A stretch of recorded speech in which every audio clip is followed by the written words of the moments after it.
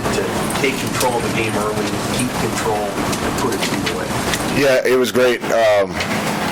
I love the way the guys finished. We got a lot better. I think week 1 to week 2, we got a lot better today. We still have a lot to fix. This is a work in progress. But this team has an opportunity to keep improving and be a pretty solid team that has a chance to win some games down the road if we keep getting better. It was great to see us start pretty fast again. It was great to see us come out in the second half. I told the D they had 5 when we came in at halftime, and they had 8 when we came back in after the game. That's what we expect. We did a lot of things a lot better out there today than we had the first couple weeks, and really going back longer than that. So it was great to see us get in control and stay there. Scott, describe Adrian's play, especially after a tough week at Colorado. Adrian's going to keep getting better too. As good a year as he had last year, you still forget he's a true sophomore. There's still some things he needs to learn, but he's a really good player, and he's going to make whatever plays we need him to. I give Coach Hammock and that team a lot of credit. Defensively, they're tough. They're tough to prepare for because all the slanting and blitzing and everything that they do, and jumping around on third down. Then in this game, we prepared for what they'd done the first 2 games, and every time we were in 11 personnel with 3 wideouts out there, they were in a 3-3 stack that we hadn't prepared for at all.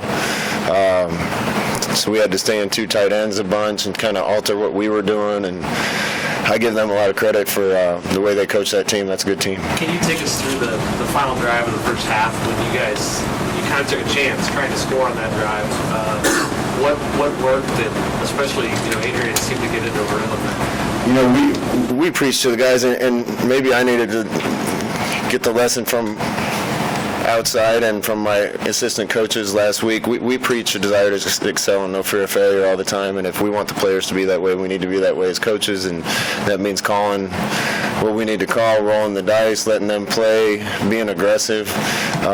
That's the way I want our team to think, and if we get the ball back with 40 seconds, I want them to think score, and for them to do that, we need to do that. Are you saying you learned something from overtime? Is that what you're trying to say? I don't want to talk about that game at all, but what's made us good as a coaching staff and as a team when we've been good is just always keeping the foot on the gas, and I want our guys to play that way all the time.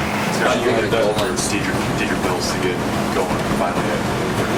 Yeah, one of the things we still got to fix is the turnover issue. We've had too many drives where we had a chance to score and gave the other team the ball.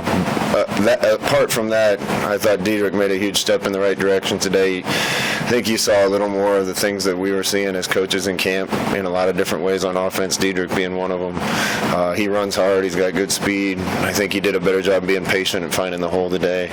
And that was a pretty good 1-2 punch today with him and Mo. How did that punt blocks, the aggressiveness of those plays sort of personify your no fear of failure, your aggression today? Well, I give Coach DeWitt and Coach Crespo a lot of credit. We're a lot better on special teams this year. Part of it's the kids. We have a lot better athletes. I think they're taking it more seriously. Those were big plays, getting those punt blocks. Now, on the flip side of that, we got to get the PAT field goal thing figured out. Hopefully, we're at full strength at kicker here soon. But those were big plays. Give the kids credit and give the special teams guys a lot of credit. Did you guys see something in the film that thought you could kind of rush that punter like that and overwhelm him? Yeah, that'd be a good question for Coach DeWitt, but he told me he thought we had a chance to get him, and he let it rip, and it worked out for us. Was there something consistent with the kicking issues on the blocks, or was it different off the headset? I got to go back and look at it. I know one got blocked with the middle, one got blocked off the edge, so I imagine it's not completely consistent, but that's never a problem until it's a problem. You don't know there's a hole in your boat until you put it in the water. But once the other teams see there's a hole, they're going to keep trying to go through the same place. You've got a couple of regular contributors like Cam, Taylor Britt, and Brent Hyman go down over the course of the game. Is it hard to keep guys focused? And at this point, what's your concern level? I'm not going to talk about injuries. I hope those two are fine. I thought Brock Bando did a good job coming in, and we had some success with him in when Jaime was out. A couple different DBs came in to do a good job. Braxton Clark came in, did some good things. I think Quentin Newsom is getting closer to being ready to play a lot for us. So, we hope we can go through a whole year without injuries. Hope these aren't serious, but if we're going to have anybody miss any time, then the next guy's got to be ready. How'd you guys get that goal line stand from defense? Oh, that was great. The defense last week played 3 really good quarters, and then the house of cards just kind of fell in on us. And we've had to learn a lot of lessons as a football team, coaching and players alike, since I got to Nebraska. I kind of feel like we've rounded a little bit of a corner. To only have 1 penalty all night is a good thing. To get those kind of stops and get that kind of play in the fourth quarter, even from our second-string defense, to play well with our second-string offense, a lot of good things happen, and I think that goal line stand was just a kind of a symbol of what happened tonight. When we really needed those guys, they stepped up. Could you talk a little bit about Lynn McCollum putting in the kick and what might be going forward? Well, I had a big decision to make a week ago who to let kick. Our top 2 kickers, one was hurt before the game, one was hurt during the game.